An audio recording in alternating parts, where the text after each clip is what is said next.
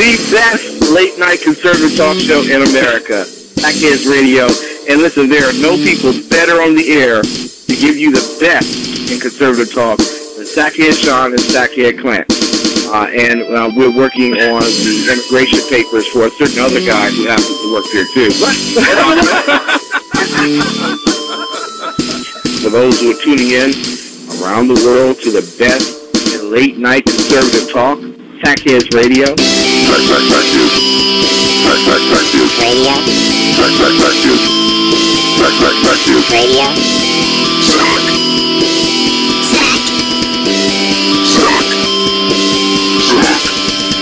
best late-night conservative talk show in America. In America.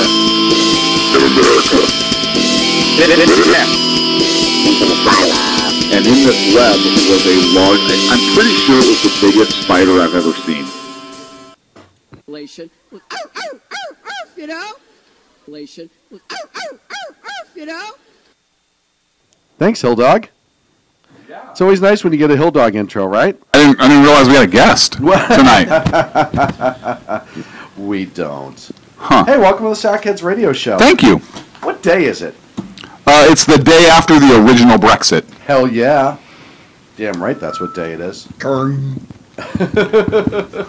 Oh, adjusting some microphones here. There we Not go. a big deal. There we go. No The day after we originally told Great Britain and England to go F themselves. And rightfully so, as a matter of fact. Yeah, what are you going to say? We shouldn't have done it? No. You're not a Tory. No, I'm not going to.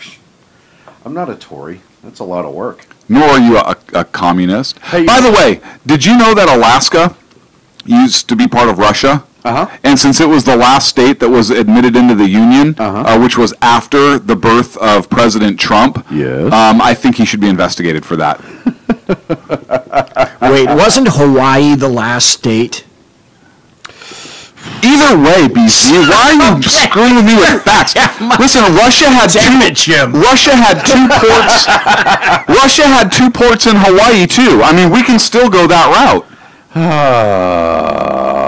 I bet you've never been to Fort Ross either. As a matter of fact, I have, north of Bodega Bay. Oh, Snow McCollum right there. Come on. He got called out. Right. Look at that. And did you know there's a Russian river?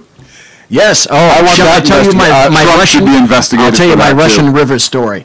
A long time ago in a galaxy far, far away. No pants on. In the 70s, myself and two other guys went into they were guys. Into Fort Bragg, and we were going to sleep at the Russian River campground. Sounds lovely. And being the lovely people that we were, we decided that we were going to the Fort Bragg liquor store, and I kid thee not.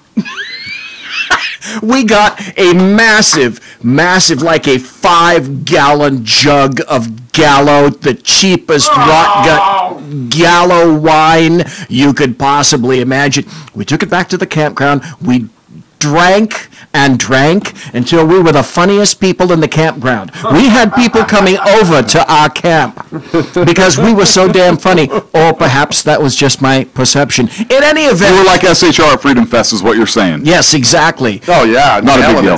No, so what happened is after this grand time, I wake up in my 1972 orange Subaru DL... Oh, in the passenger seat, and my shirt and my pants are covered in vomit. Oh! Because of the Gallo? Hang on. Was it a great Russian river story? Was it your vomit? Yeah, that's a good question. Right? That is a very important question. Was it your vomit? I can only hope, because I can tell you, boys and girls, ladies and gentlemen, children of all ages, there is nothing worse than waking up in the morning with the worst wine hangover from hell and having to clean up your own barf. Oh, that is amazing. You know what, BZ? That's the end of my Russian river story. I have somebody you may want to talk to because you clearly like drinking cheap wine and getting hungover. They don't even make it. It's so bad. Listen, they don't even make it anymore. Hang on. Hold on. He has insight into this. I do. Look, BW could probably provide you some assistance. I think so. With how not to get hungover from cheap wine. BW, if you're out there, BZ would like some pointers on how to drink cheap garbage wine and wake up feeling fine because you function on it all the time. So just regaling that tale makes me laugh out loud because at the time when I woke up in the morning, that was not funny. oh no, but it's hilarious now. But it is an arsenal. And anybody who was watching you, that would have been hilarious then yes. as well. Well, yeah. I think we can all agree that there's definitely times in your life where something was not funny at the moment, Right. but long time later, It's pretty darn damn hilarious. hysterical. Yeah. I'm not gonna lie. It Yeah. was pretty damn funny, I have to admit. I mean, even the next week, of course, my friends, part of the Catholic Mafia, they laughed their arses off at me Catholic for Mafia. literally weeks Guilty. afterwards. It was grand. So I need a. Oh, hang on. So BZ or B-Dub replied back. Here's how she drinks cheap wine and does not get hungover. She utilizes a swizzle straw. Right. Yeah. Wow, she is Sign a me pro. up. So for everybody out there, if you need to drink cheap wine and not be hungover, swizzle straw is the key. This is from our resident cheap wine expert, B-Dub Girl. Yeah. Perfect. Yeah. Perfect. Box So wine. thank you, Box Wine, for Appreciate that insight. Very much Hey, I have to appreciate say welcome to everybody in chat. We got Jersey Joe in chat. We got Mike, Big Mouth Patriot, Mary Brockman. Hi, Mary. Carrie Mary. Baxter, Donovan H. Hi, everybody. Hunt, Dan Butcher, and count them, 3 viewers. Wow. We'll take all That's three. all? That's right. If you want to jump into chat, go to shrmedia.com. Click on live/broadcast, and the chat room will be right there. You can also watch us on YouTube by going to shrmedia.com and click SHRTV, and you'll see our ugly mugs sitting there. Now, Speaking to of carry- seeing our ugly mugs, hold on, because we got to pay some friggin' bills here. Freedom Fest.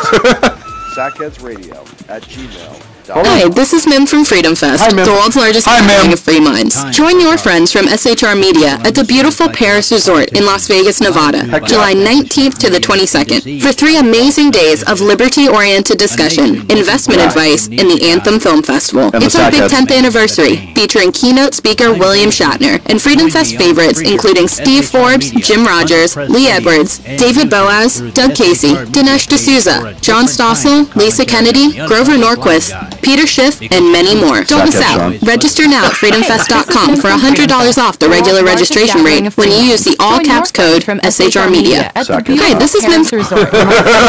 Mims, what's a great gal. She cut one just for us. I know, right? She even and the she Anthem made Film my name Festival. sound It's our big perfect. 10th anniversary. I don't know how she did that, but she featuring did. Freedom Yeah, I don't know. It was- and Freedom it was- Fest favorites, Hey, so I'm including gonna be on a Steve panel. Forbes, Jim Rogers, You are at Lee Freedom Fest, Edwards, yeah, Second David Amendment Boaz, panel. Doug Casey, Still waiting to Dinesh see exactly D'Souza, what the John format is Stossel, going to be. Lisa I think it's Kennedy, going to be kind Grover of Norquist, Peter a Schiff, front and row many panel more. being asked Don't miss questions out. by the Register audience at regarding the Second freedomfest.com for $100 off Amendment. the regular I had registration rate when volunteered you use initially. the all-caps code you, SHR as a Media. matter of fact, I volunteered you. Perfect. I know why. We talked about it. To play a liberal on the. It was going to originally be a debate. Yeah. Is what we were kind of looking at, so they were throwing around ideas. And out of metal for I said Clint would be amazing at that because he's so used to blowing up the liberal argument. He knows them like the back of his hand. But it's going to go more to a panel, which Or the palm. Or the palm Of my hand. as well. So that'll be. I'm pretty excited. I called you the quintessential contrarian. I absolutely agree. I absolutely agree. So that's Freedom Fest, folks. It's coming up right around the corner. We are so excited to be going to Freedom Fest. We talk about it all the time. It's an amazing event for us. It's going to be pretty freaking spectacular. And like we were talking about, Sean, dude, that is 2 weeks away. Yeah. That's all. Just Yeah. 2 weeks Yeah. away. Yeah, look, hey, we still need contributions so we can get our train tickets. What, you're not hitchhiking like me? With a 120-pound pack? No, we're taking a train, I've decided.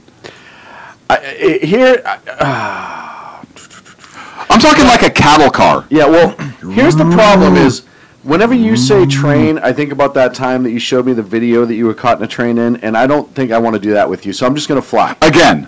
You mean again? Again. Yeah, look, be fair. If you're going to call me out for shenaniganry, at least, like, you left out the part where you lotioned my back. Here's the problem. You were going to die if I didn't. Waxed his back? Or No, lotioned his back? lotion. I had a lotion his back. Lotioned my back. And that's a true story. I think we were in Absolutely. Reno at the Reno, time. Nevada. Yep. Reno, Nevada. Yeah. It was- Absolutely. It took me years of therapy to be able to get rid of that. Years of therapy. Yeah. But then you kept coming back for more. Medicinally, I didn't mind doing it. The biggest problem was the way you arched your back and moaned. That's what bothered me the most. That didn't bother you. That didn't bother you. Because all of a sudden I felt something that was like a wet Q-tip and I felt 2 hands on my shoulder. Well, that's all I'm saying. And I had left the room 5 minutes earlier, so we don't know what the hell that was. And I don't know where Sacco was, which is weird. His entire body wriggled like a gummy worm. That's a very good way to put it. That's a very good way to put it. I do have gentle hands. So, BZ, how many people do we lose in the chat room with that one conversation? Not a one, is not not what what we gained. What? We gained some. We gained. Yes, absolutely. Yes. Nailing it. Nailing it. And there's a new one in there called CNN Blackmail. Whoever they are, I love them already. CNN Blackmail. Why can't it be white mail? You know what? You're welcome. It's 10 past. Anytime. We have Russian Hag in there, too. Oh, yes, Russian Hag. Who else can we get in there? I don't know, Margot. Oh, can please somebody sign into chat room, please, as Kim Jong-un. Please. Just do me that favor. Just have a set. Just have a set. Hang on, see if somebody is going to back out and then pop back in. No, I don't want to know who it is. Don't even look. Just let it happen. Just let it happen. I've used that line before. It doesn't always work out, just so you know. Speaking of CNN and blackmail. Oh. God dang. I've been a story. I've been sending tweets. What? There's nothing to see here. All day. What? Here's the amazing part. For everyone who doesn't know, let me catch you up to speed for about a minute and a half. Yeah, you must be. So there was a video released on Reddit. It was a WWE or WWF video that they superimposed a bad guy as CNN and the good guy or whoever the attacker was with Trump's face, so it looked like Trump ran into a WWE ring. The guy was on the side, had the CNN face, and he choke slammed him. It was absolutely friggin' hysterical. It was great. In my humble opinion, I thought it was brilliant. It was so great that not only did the left go insane. Oh my God, it was beautiful. Oh. Actually, you know what? Let's just take a moment to appreciate that. Good stuff. So, no, I think we all had good stuff with that. And anywho, but then CNN, who has just been taking it to the face for the last couple weeks with all of these Project Veritas videos, everything. They did exactly what they shouldn't have done. They decide they're going to investigate the Reddit. We'll show you who we are. Dude, we're CNN. Yeah, we'll double down on stupid. Oh, We'll attract every meme and GIF maker throughout the planet. GIF. That's what I'm GIF. GIF.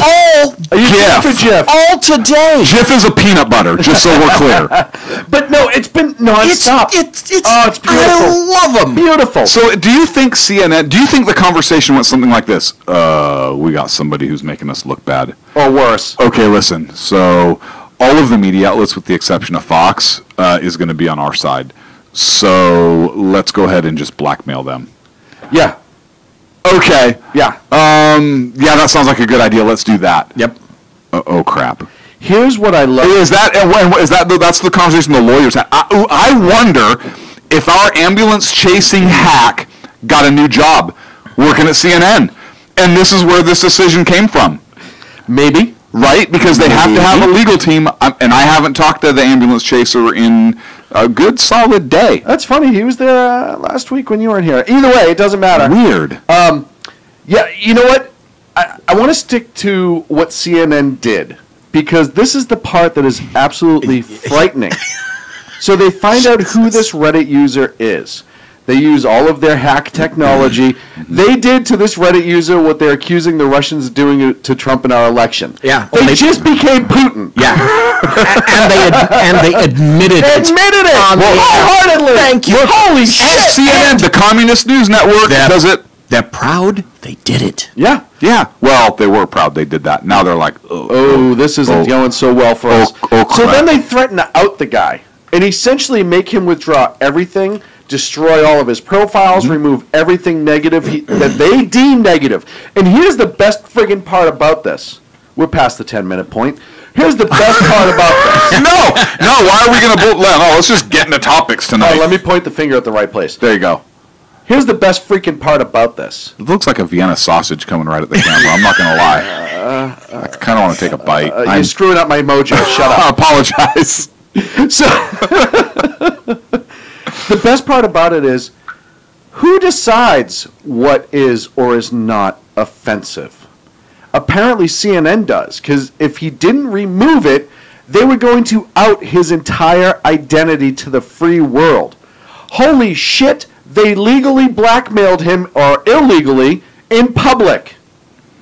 They would destroy him if he did not play ball and removed what they deemed offensive. Why are you yelling at BZ and I right now? Because you're the only ones here. That's fair.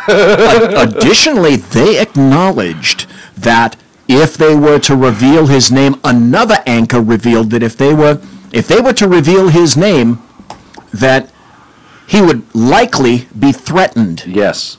Yes. Folks, here's what you do. Go to Google and enter 18 USC 241 and see if you think that that applies to CNN. Because I suspect that it very well may. I suspect so as well. I suspect so also. I suspect to suspect it. I suspect that Don't you you suspect suspect it? when we suspected. Yeah. And here's another, just a tasty tidbit that I heard, unconfirmed, do not know if this is true, the person who did this, and one of the reasons that they may not reveal the name, is that it's a 15-year-old. If it's a 15-year-old, and it proves to be true, It's a juvenile. and it gets out, let's see what CNN does And with that. Here's the thing. I'm not advocating or defending the kid either way. Because just for a second, hear me out. If the kid is just one of these guys who's like, you know what's going to be friggin' funny and I might get famous on YouTube or Reddit for this? Oh, yeah. And his username, whatever, 16, 17, 15, doesn't matter. It doesn't even matter what his political beliefs are. As a matter of fact, if he's that young, I would wager a bet that he's not a Trump supporter. But he knew it was funny, and he knew satire is still a very welcome part of our American way. And it is one of the things that we must never lose and have squelched in order to keep a rational debate going. You need satire. We've always had satire. Except we're losing it. Right, and that's the problem. This country's needed an enema for the last 10 years. Are you kidding me right now? God, yes. Look, so... If first of This all, town needs an this enema. town needs an enema. First of all, if this is a kid, emotional distress, right? Yeah. Oh man, I'd be so sad. But how big are a-holes of our CNN that they can't even take a joke? Oh well, see, but it's not a joke to them, Right? It's But not. but that's my point. How elitist are they that they can't laugh at themselves? Right. They can't say, yeah, that's hilarious. We're in a war with Trump. It's, oh, wait, Trump's beating us? Whoa, whoa, whoa, whoa, whoa. That's the least of it. Give the governor a hurrah. I think that this potentially could start to be the end of CNN. Oh yeah. With public opinion. Look, MSNBC may top CNN here within the next week. Well, hey, let's be honest. I think at this point, SHR Media has a chance of topping CNN in the next week because they done fucked up, Ron. Yep. I mean, I cannot imagine shooting self in the foot so many times. Yep. Between Project Veritas, who released another video that Jersey Joe played earlier on Reverb Common Sense. It's a great video. And this. And now you start looking, start dredging up. I wish somebody, please, if you are a computer nerd, and I love you for it, do me a favor, create a website with every major scandal CNN has had over the last 10 years. Trayvon Martin, there was some stuff with that where they've doctored some information. It goes on and on and on. I want to see the website with every major scandal from CNN over the last 10 years. and the amount of bullshit that they have forced on the American people that has since proven to be an Let's do it. absolute lie. Let's do it. Not enough time of the day. Got it. You don't know how to use the internet. I don't know how to use what? An internet. What's that? Yeah, exactly. Is that a hairnet? Yeah. Or Aquanet? A hairspray. It's the Aquanet. opposite of the hairnet. It's the outer net. Got it. Hey, I have to update this. There's Mike in chat, Big Mouth Patriot, Mary Brockman, Kerry Donovan, Juzzy Joe. There's Kim Jong-un. There's CNN blackmail. There's Russia hacker, and there's Cato the Elder. I'm telling you right now, if you don't This is a unique chat room. if you don't go to shrmedia.com, jump in live chat, and make some BS name for us. Yes. Just, you're not a human being. Right. That's all I'm saying is you don't have red blood running through your veins. You are not an American. American. And you... you're not American? You might support communism. You're not American. You're not American. I see what you did there. You're not American. You might support communism at that point. Who was the president in Dr. Strangelove? President Merkin Muffley. Merkin Muffley. It's so outstanding. So there's a... Cato the Elder says he heard the guy who made the meme is from Mexico. First of all, how funny would that be? That would be the ultimate in irony. Second of all, no, I heard it was a Russian. Wouldn't it be great? Which needs to be investigated. Wouldn't it be awesome, though, if the person they think it is a fake profile, and it's actually the Russians that did it, and we find out that, like, they think they contacted this kid and they're on the up and up, but it was actually Putin. That would be beyond balls funny.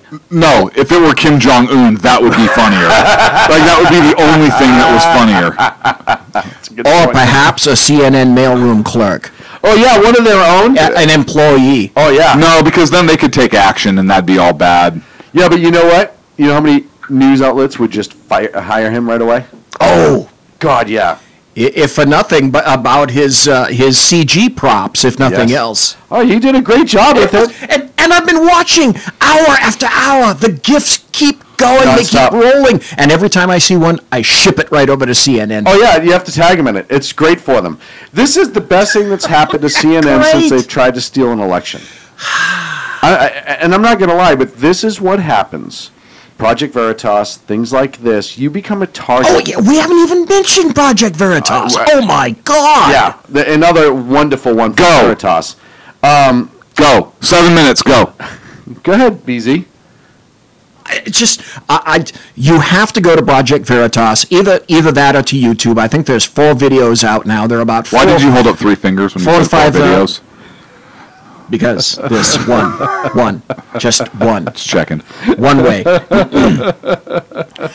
He's got about 4 videos out now. Each one documents how insidious and how stupid and ridiculous CNN is, and isn't it odd that they haven't addressed not one of those videos? Why'd you hold up 2 fingers when you said not one? You know what? I actually have the Veritas video right here. And why don't we listen to it before we go to break? And if we carry over, we can. This is outstanding. They're great. I know Joe played it earlier, but this is Project Veritas. This is from their YouTube channel. And it is the Jimmy Carr, who's an associate producer at CNN. Here we go. Anything I've said to you, I would defend on the record. I don't think I've said anything wrong. Hi, I'm James O'Keefe with Project Veritas. Jimmy Carr is an associate producer with CNN's morning show, New Day. Our releases about him and others last week exposed CNN's bias and radical fake news agenda. In a subsequent meeting with Carr, he doubled down about his statements and other anti-Trump comments. I just can't believe the arrogance of these people. I had a moment of panic because on Sunday night, I met them on a Friday, on Sunday night, this anti-CNN advocacy guy released a bunch of tapes with him. Okay, so the Nothing Burger thing came from a guy who secretly recorded his conversations with a CNN employee. Who did that? Just this right-wing advocate. Hitler used? But a guy who hated CNN and was pro-Trump and wanted to expose CNN's lies. And he had met a guy and talked to them about CNN's coverage and recorded it secretly.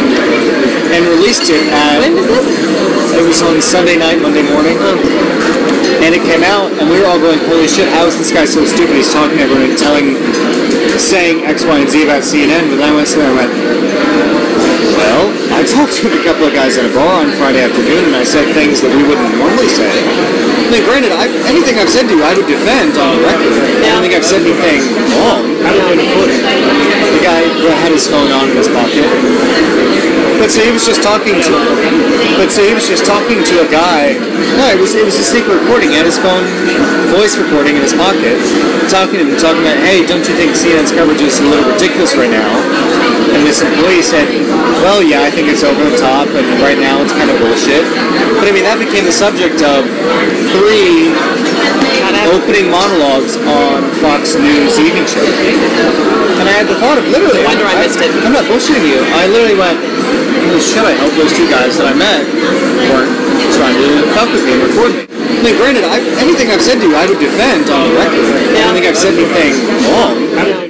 We all recognize he is a clown, that he is hilariously unqualified for this, that he's really bad at this, and that he does not have America's best interests. We recognize he's just fucking crazy. Would it be fair to question the intellect of the American voter?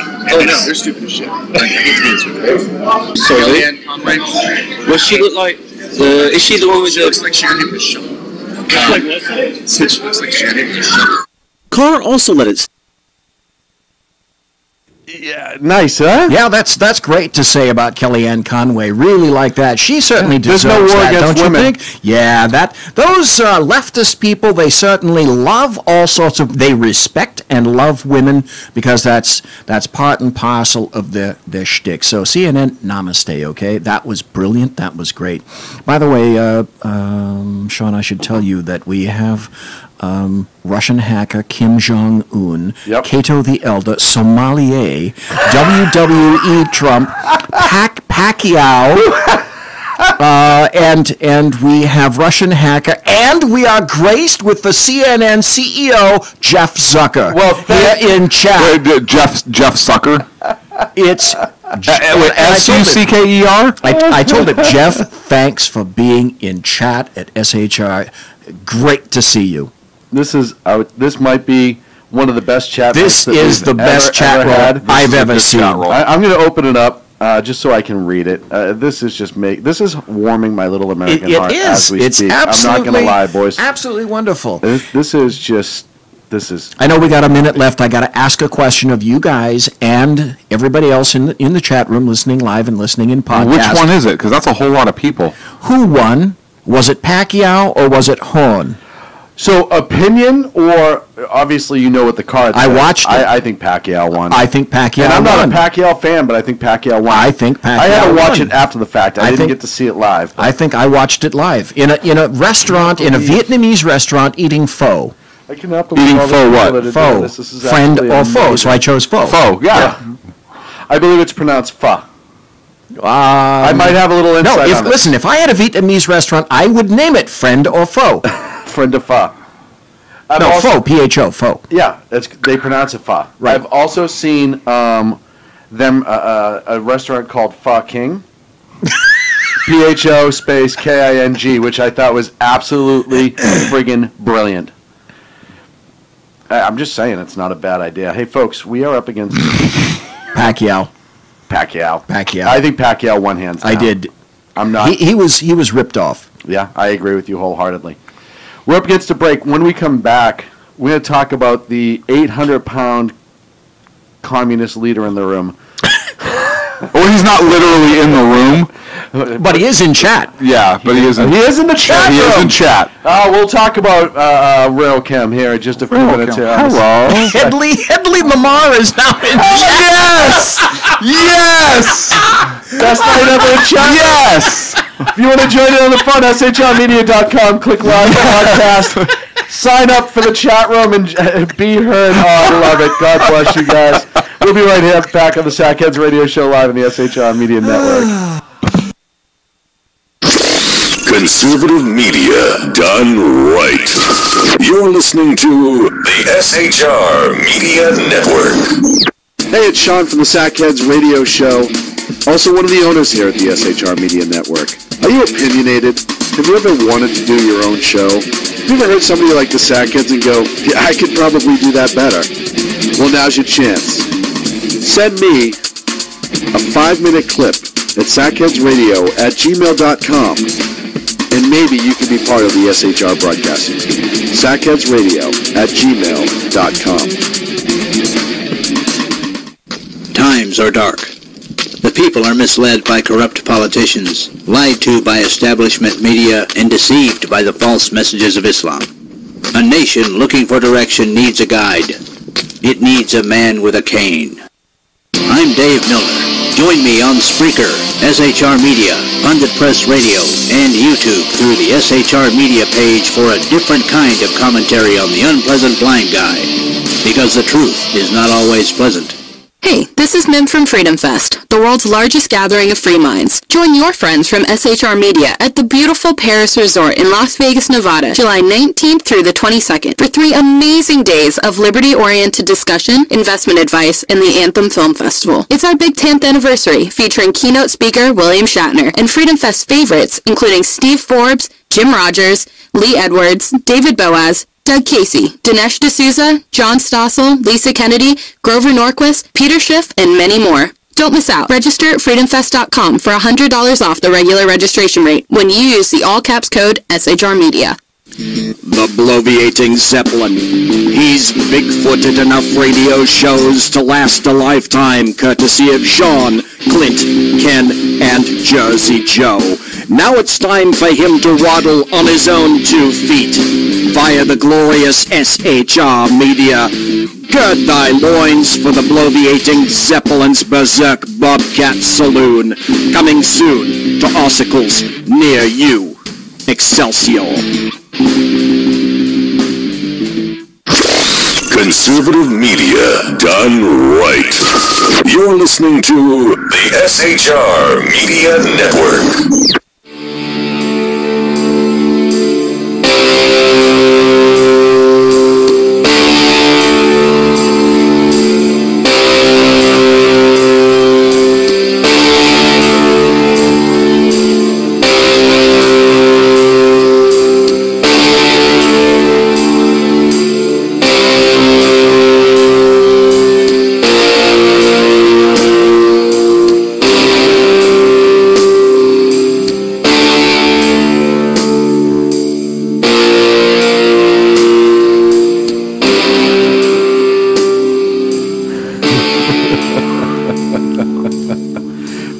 He won't do a Stevie Wonder impression. Yes, I will. Welcome back to the Sackheads Radio Show live on the SHR Media Network. Every man you've never wanted to see at park, right there is BZ. If you see him in a red van that says free candy on the side, run. No, hang on. You know what? Hang on. And on the back of that van, yeah, I see Led Zeppelin, or I see some stick. Oh God, what is the name of that band that everybody follows? The Grateful Dead. Grateful Dead. Grateful Dead. Jerry Garcia like. Right there. Yes, right? You want to hear one strange thing from the 60s and the 70s? I never went to one Grateful Dead concert. You went to 5. Never bought one Grateful Dead album. I don't see you as a Grateful Dead guy. And as a matter of fact, never liked the Grateful Dead. But I do have a story about the Grateful Dead. Wait, let me give this tweet challenge out. Hold on. I want to give a tweet challenge because I want people to tweet us. Find a picture of BZ's van. What do you think his van will look like? And right here, I want you to tweet at Sackheads, hashtag free candy. What do you think right now? Go to Twitter, at Sackheads, free candy. Find a picture of the van and tweet it to us. Hang on, BZ, look into the camera. Oh, hold on. Look into the camera. Put your finger like this. Now, if this were my GIF, shh, don't turn this rape into a murder. God.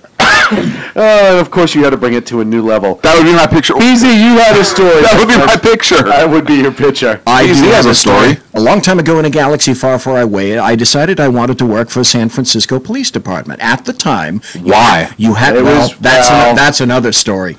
In any event, I took a ride along with an inspector, and I decided that, okay, I want to work for SFPD. Yes, oh boy, I'll say. Ooh, Callahan. And you had to live in the city, but I couldn't afford to live in the city. So I was living in an apartment on California Street. And it was a walk-up. We were on the second floor. There was some dude from Estonia that lived in the back apartment and had to be very, very quiet because he always called the landlord all the time saying that we were too damn loud. In any event, I got a knock on the door one day up on the second floor. And I opened the door, and there's a really disreputable-looking guy that looks like me right now.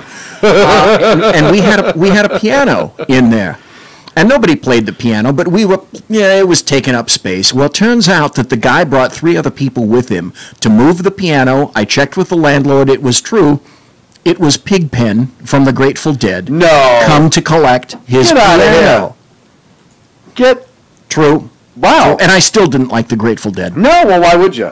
Just because their piano is at your house doesn't mean that they get any sort of special friggin' anything. Screw those guys. So, at Sackheads, hashtag free candy, what kind of van do you think BZ drives?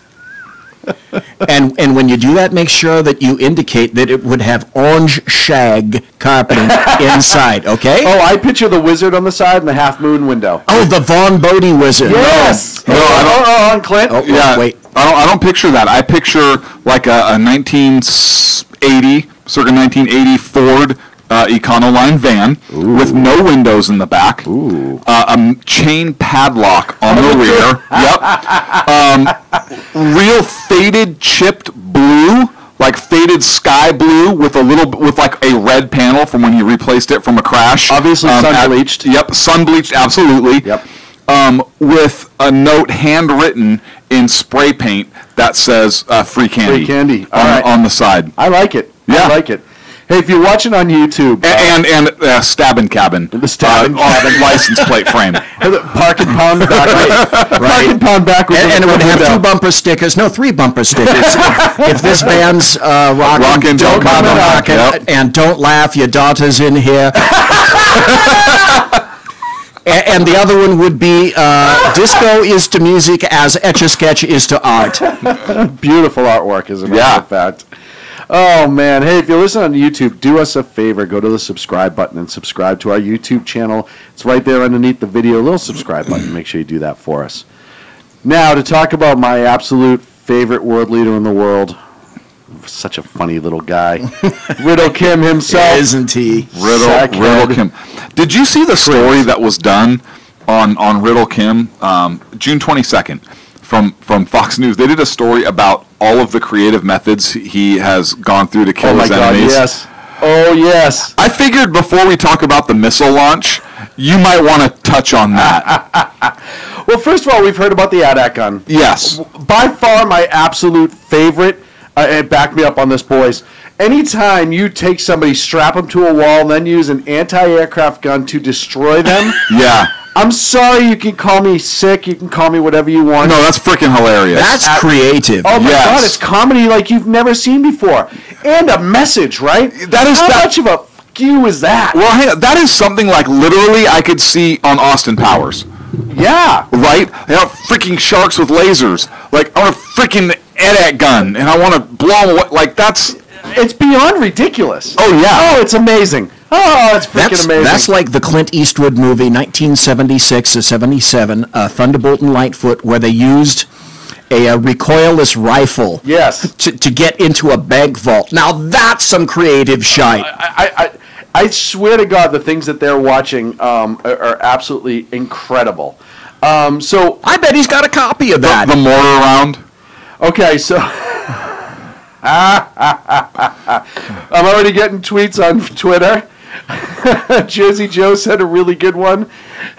Carrie Mae won so far because it looks like an old Ford Astro van, and it's just like bright pink with hearts, and it says, "I hope your day is as nice as your butt," written across the back. Keep them coming. Free candy at Sackheads. I love them. Now, Pacquiao was robbed, sent a photograph of one that said, it's from wickedcampers.com.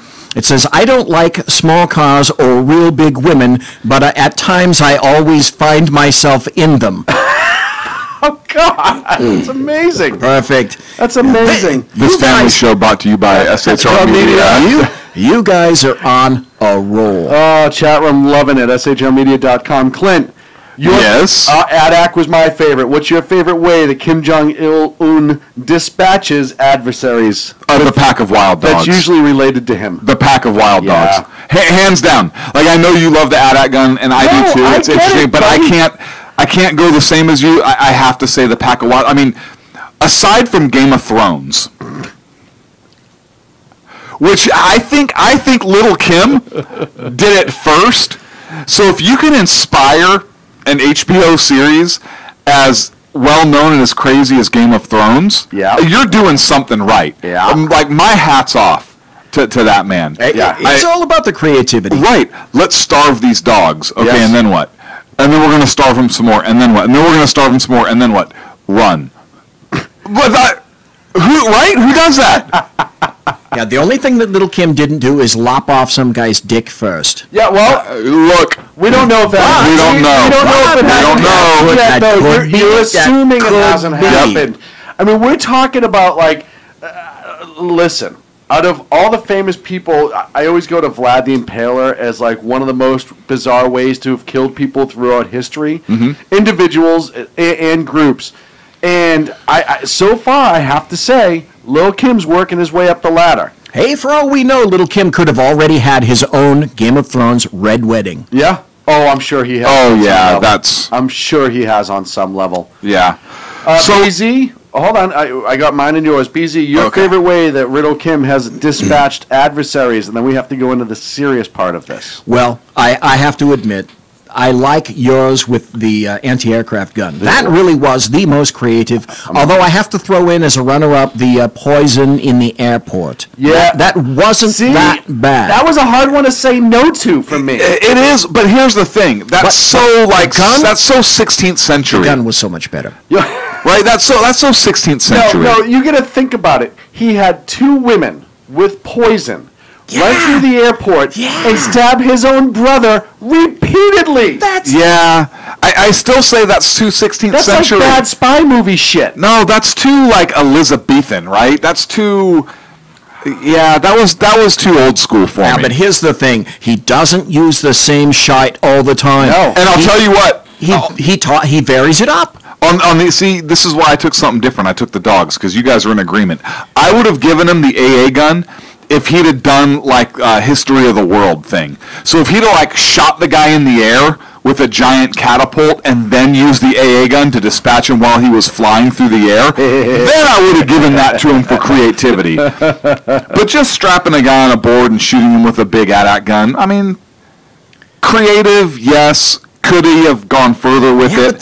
Absolutely. Think of all the elbow grease that had to go in moving that big ass gun somewhere and then setting it up. I mean, set up the wall. That took some work. Okay, come on. So you can't tell me that you would prefer a guy strapped to a wall getting nailed with the AA gun versus they catapult his ass in the air a la Mel Brooks and then go at him. No, I'm not saying it's a bad idea. I'm just saying that hasn't happened that we know of yet. Right. So, but I'm saying that I would have given him credit for that. Of course, how would you not? Right. By the way, there's Carrie Baxter Donovan's tweeting under free candy right now at Sackheads.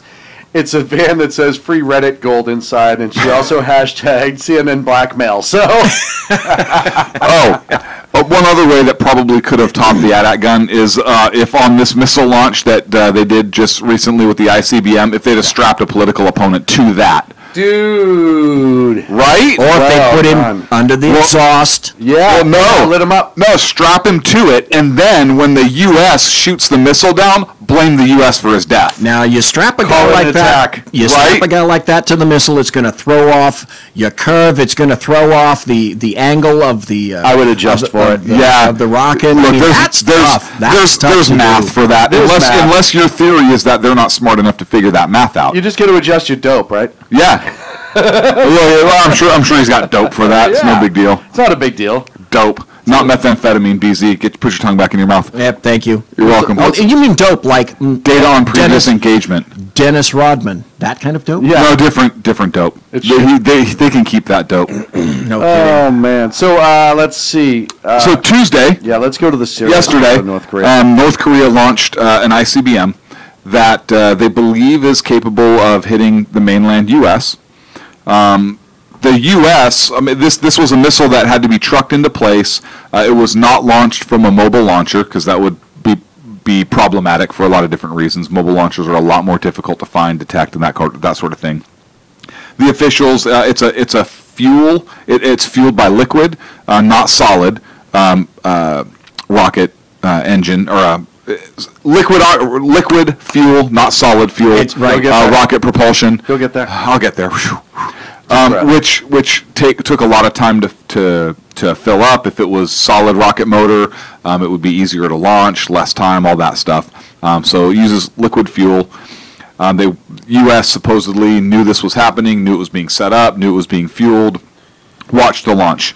They didn't believe it was capable of hitting the U.S., which is why they didn't shoot it down. However, could have hit Japan. Could have hit. Well, we didn't know where it was going. I mean, unless they had intel. So here's my thing. Right. We always hear of how little we know about North Korea, but all of a sudden we knew all this was going on. I am the first one to admit that our intelligence community sometimes has its own little bit of a propaganda to make them hurt themselves. Yep. If it was on the trajectory that it was on, and it was over the Sea of Japan, it landed in some pretty highly populated shipping lanes. Yeah, and air traffic, through civilian air traffic. That was a point. But so I have one thing on this which is kind of funny to me, and I want to start a competition to see what our chat can come up with because they're on fire tonight, and then I want to get back into the story. So it's a new type of missile. It has not yet been named.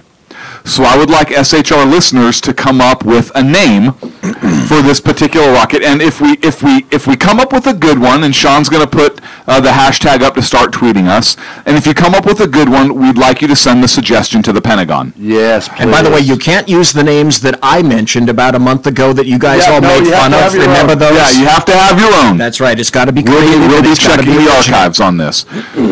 And BZ is going to be actually, because he's retired now, so he's going to be sending these to the Pentagon on your behalf. Yes, thank you. Because he's got nothing to lose. Thank you. Thank you very much. Oh, the Pentagon under this administration, they think Here's the funny thing about CNN. Long duck dong. Jeff Zucker. Long duck dong. You got to tweet it at us. You got to tweet it. You got to tweet it at us. Go at Sackheads. Hold on, because I'm going to put it up now. Yeah, put it up. At Sackheads, hashtag NK name, and you want to name the new North Korean ICBM. At Sackheads, hashtag NK name, please. Yep.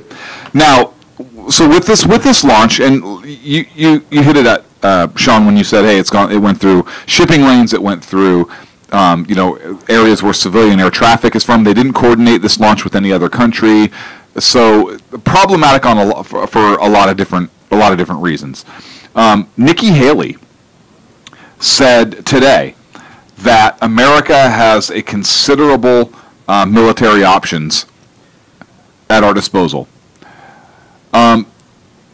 The fact that Nikki Haley, the U.S. ambassador to the United Nations, is openly saying we have a lot of different military options that are at our disposal, and this is interesting to me because this is piggybacking on the same week where there's serious talks about pulling old ships out of mothballs and getting them up to specs and boosting our Navy and our capacity out and making room in shipyards. And, hey, why do we have some vessels that are sitting for 4 years waiting for repair work to be done? We're woefully behind time. So there's a big push right now to really not only modernize our Navy, but get numbers of ships back in service, and they're looking at all their options. It's not like, we need a more sizable force. It's, we need this, and we need to get this done pretty quickly. Bad.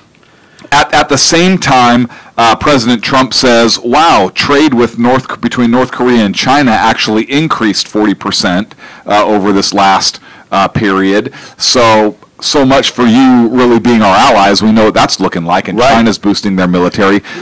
So there's a lot of interesting things that kind of tie into this ICBM launcher that I see as kind of related in that region, and the moves that the administration's doing in terms of the Navy, like we already talked about, and some of the options they're looking at. By the way, I have a suggestion, USS Constitution, that's all I'm saying. And nothing like a good ironclad. Right? Hey, they'll never freaking see it coming. had Nikki Haley now coming out and straight up saying we have we have military options are kind of being we have considerable military options at our disposal. Yeah. Considerable being the key word there, and that's to me, you know what that says to me. And BZ, even off the air, we were talking about this a little bit ahead of time. That says to me that we're a lot closer, whether people like it or not. Hey, listen, we even talked about the fact that last week Obama spoke, or at some point Obama spoke recently about this, and said that even the North Koreans it was last week, I think, is running out of time to come to the table. When Obama is going to the public and saying that. Yeah, hey, prick, you had 8 years you could have done something with. Right. No, we all know he punted a shitload of things. That's an old conversation. It's not even worth happening. But the reality is... the fact that he's even opened that hole under his nose right now is pissing me off, kind of. I get it, but that's I understand what you're saying. But the reality is that shows you how bad it actually is. And... there was another report I saw earlier this week that said they may have twice as much nuclear material as we once thought. And I want to say that I saw that on Newsweek. And so now you mix that with an ICBM, potentially all numbers out looking right now, it could have hit Alaska and North Korea, because when they do the test, they go for height first and try to get as much out of it. And it's actually more harsh on the weapon to go height. Because you're putting it in the atmosphere, the lower atmosphere, et cetera, and the fact that it held together is a very bad sign. It's a 30-something minute flight, right? Yeah, it was a 30-something minute flight. 35, 37, I don't remember the exact number, but it was a 30-something minute flight. So that says to me... what's the hashtag for the missile name we're being asked in chat? Hashtag for the missile name, NK name. NK name, please. But that tells you we might be a little bit nervous than we're letting on. And don't get me wrong, it's not like I think this administration's taken this weakly. As a matter of fact, he's been very forward with North Korea from the very beginning. Yes. I do not think this administration has been weak on North Korea. I don't think so I at all. want to be clear on that. And, but I think the exigence is starting to show up in what we're doing. Absolutely. Look, we are rapidly running out of time. Yes. North Korea does not give a crap about what we're doing. They are literally starving their people and doing whatever it is they need to do to get this capability operational. Yes. And to have this weapon in its arsenal. Nobody's arguing or disputing that. Right. You can't let that happen. This guy is clearly batshit crazy. Just look at his actions. And the fact that, okay, so is this knucklehead more dangerous than some of the more demonic regimes in our history, right? Is this guy more dangerous than the Third Reich? Is this guy more dangerous than Mao? Is this guy more dangerous than Stalin? Anytime you throw nuclear weapons into the equation, you're going to have a problem. That's a huge game changer, because right now, I don't mean to interrupt, Sean, but this is kind of my point in saying this, right? The Reich had a huge military build-up, industrial complex, and everything else. And all conventional. All conventional. Right. All conventional. This changes that. The Russia, same thing, right? China, same thing. But North Korea already has a huge military force. But this is now they have the capability of going nuclear. We've seen what batshit crazy leaders can do, what evil men could do with a conventional military. Yes. And we've seen the atrocities and the horrors that man is capable of throughout history. So in my opinion, there is no way we can allow this country and this particular leadership to get a nuclear weapon. I think the time is rapidly approaching where something has to be done, not just for our sake, but for the other nations of the world, including our allies, but China, Russia. Once North Korea has the ability to have nuclear weapons, do you think they're going to give a crap what China says? No. Do you think they're going to give a crap what Russia says? Here's the other thing. Listen. At the end of the day, China and Russia may not want this over as quickly as they say. Look at It's keeping us occupied. Russia does. No. I think Russia does. I think Russia has come out. Look, North Korea is capable of hitting them. Now, granted, Russia's not really effing with them, but they are voting for sanctions against them. Hear me out on this, right? Yeah. Neither one of them is a big fan of our nation. Right, wrong, or indifferent. Right. And if you're wrong. If you're Putin and you want to start flexing in Eastern Europe, what's the best thing that could happen?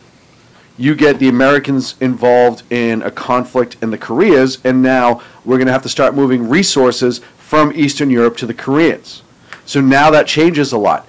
Also, all of the equipment that they used to build this, they did under sanctions and embargoes. And yet they still build this shit. So what has that done? I don't know. With the help of Bill Clinton and some other shit, it gave them an ICBM and nuclear warheads potential. Where did they get it? This is my point. They went north through China. They went to China to get all this shit. And who gave all that to China? Bill Clinton? Bill Clinton. This is my point. They've done this with all these sanctions and everything else in place. Look, I'm not a warmonger. I don't like war. I'm not a big fan of engaging in war. Is war necessary sometimes? Yes, it is. Is war becoming more and more the more likely option in this case? I mean, we're already in a state of war, but is armed conflict or at least some surgical strikes increase the chance for that or the necessity for that increasing? I believe so in this case. I really do. And it may just take something like we did Gaddafi in Libya. I know I brought this up before, where we park a couple 500-pounders or some snake eyes through his front door and call it a day. Or it may come down to something more than that, where we fly over the capital city and drop one of those Moabs again. Pyongyang. What? Pyongyang. You're welcome. Here's a quote that I bet nobody's heard yet, and this is from the top American military commander in South Korea. It's a guy named General Vincent Brooks. And he happened to say this: self-restraint, which is a choice, is all that separates armistice and war. We are able to change our choice when so ordered. It would be a grave mistake for anyone to believe anything to the contrary. Yeah. Yeah. Yep. Listen, we have if there's one thing I know our military has, is a whole bunch of different strike packages, ideas, and what they want to do. And I'm absolutely have no reason to believe that they don't have a good plan in place for this. But here are the wild cards, right?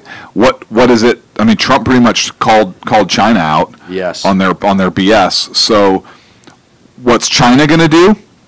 What's Russia going to do? Right. And you have to know or have a reasonable idea of what those two countries are going to do prior to taking any kind of military action. Well, because, look, there may come a tough choice. You may have China say, if you hit North Korea, we are going to declare war on you. And we've talked about this before. I think Russia is going to step back. But what is the greater danger?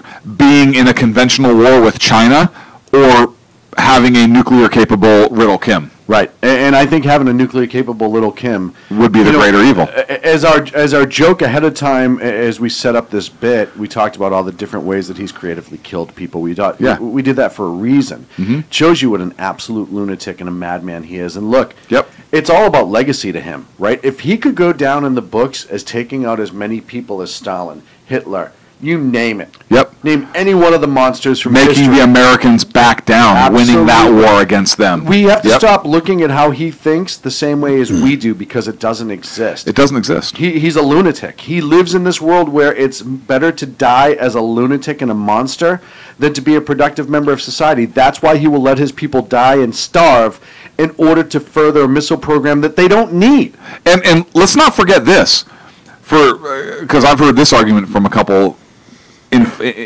infidels. No. Well, yeah. People on the left. Well, it's a small nation. What can they do? Look, Japan, circa 1939, 1940, was a small nation. Japan conquered China. Yes. Yeah. Folks. Yes. I'm going to leave it at this comment before we go to break. You ask anyone in North or South Korea right now, and size does not matter. We're up against a break, folks. What? When we come back, I want to talk about. When we come back, we'll talk about some of CNN. We'll talk about some other things right here on the Sackheads Radio Show. We're going to talk about some stuff here on the Sackheads Radio Show. And when we come back from break, we're going to talk about some stuff when we come back. Conservative media done right. You're listening to the SHR Media Network.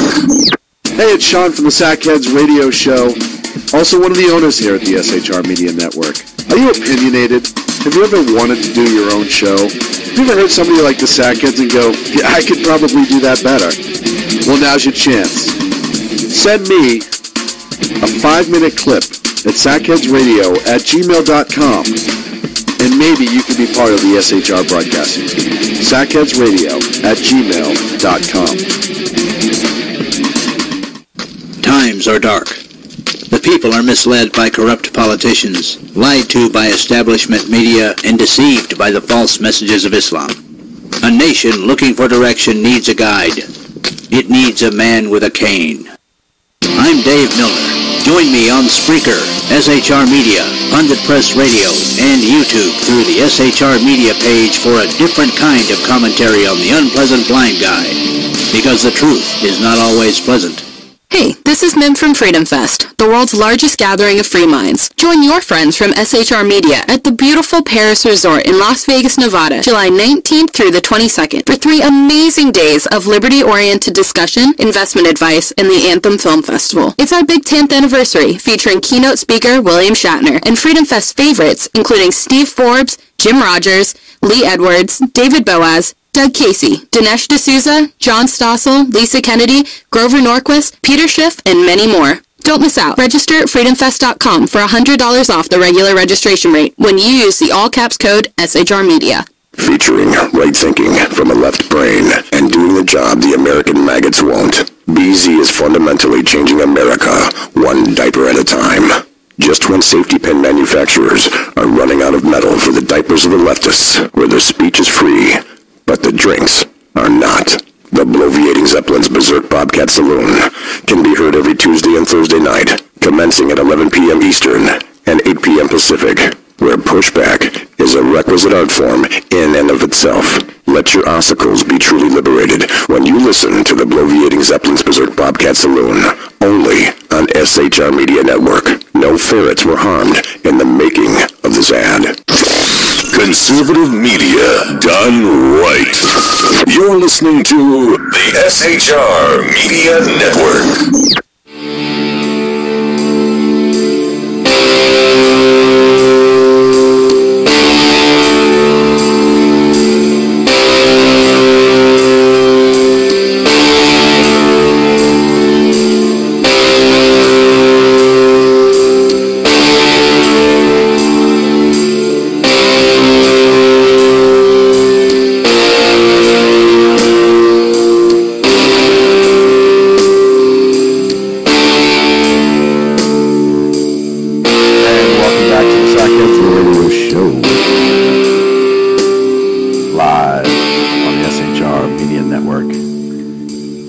Thank you so much for joining us. Hey, Kim Jong-un is... Hold on. Late night conservative talk Let me show. finish my intro.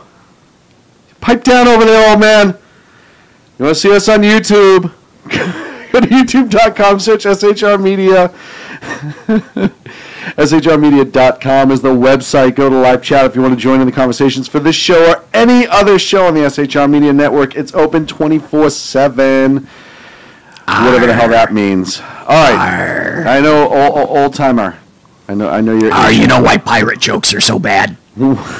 Why? Because they are. I'm going to throw something at you if you don't start talking. Have I ever told you how to catch a polar bear? Oh God! No, we're not. Hang on, we are because you know polar bears love frozen peas. Oh God! No, look, this is true. Look, you can look this up in research. If it comes from you, I believe it. No, absolutely. Look, polar bears love frozen peas. I agree. And so what you do is you go to where the polar bears go down to the water and you cut a hole in the ice, and you line that hole with these frozen peas. Okay. Right. And then when the polar bear comes to take a pee, you kick him in the ice hole. Ooh, that's a grand idea. I have to say it. What? No, I'm just saying it's a good idea. Thank you. I concur. It's on the Discovery Channel or something like that. It's unconfirmed that they do in fact love frozen peas, but that might be a thing. I cannot believe you just did that whole setup for a dad joke. Yeah. That was a great joke.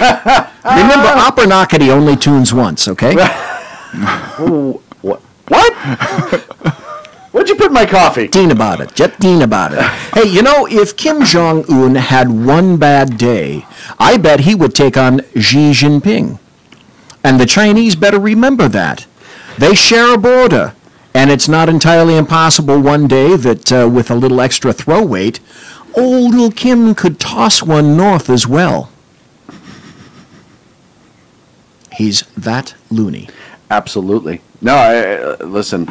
If they have any amount of trust in him, that is poorly based. Yeah, well, all honesty aside, what's going on? All honesty aside, do you realize what you just said there? Yeah. He does. Okay, cool. He does. I'm not. Don't you dare. Don't you dare. Stop. Hey, do you want to come over here and produce the fucking show? Yes! Only I've added a few things since the last time you did it. Like video and a soundboard and a sound cart and all the other shit. Hi. Oh, why does this happen to me? Just let it happen. Get out! I need a screen capture. Get away! I need a screen capture of that shot right now. Damn it. Oh, God help us all. Each and every one. God bless us, everyone. Listen, with North Korea right now, and we talked about this, I hate to say it, Clint, I'm like you, not a warmonger, but the reality is what it is.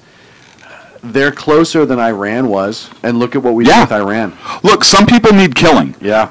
And that's not, I'm not saying that because I enjoy killing, I'm a warmonger or anything like that, but this guy with a nuclear weapon could literally affect the lives of millions of people. A great man I knew, his name was Victor Serrano, once said, life's not for everybody, kid. Some people just aren't good at it. And there's some truth to it. Kim Jong-un is not very good at life. He may be living high on the hog and look like one right now, but that doesn't mean he's good at life.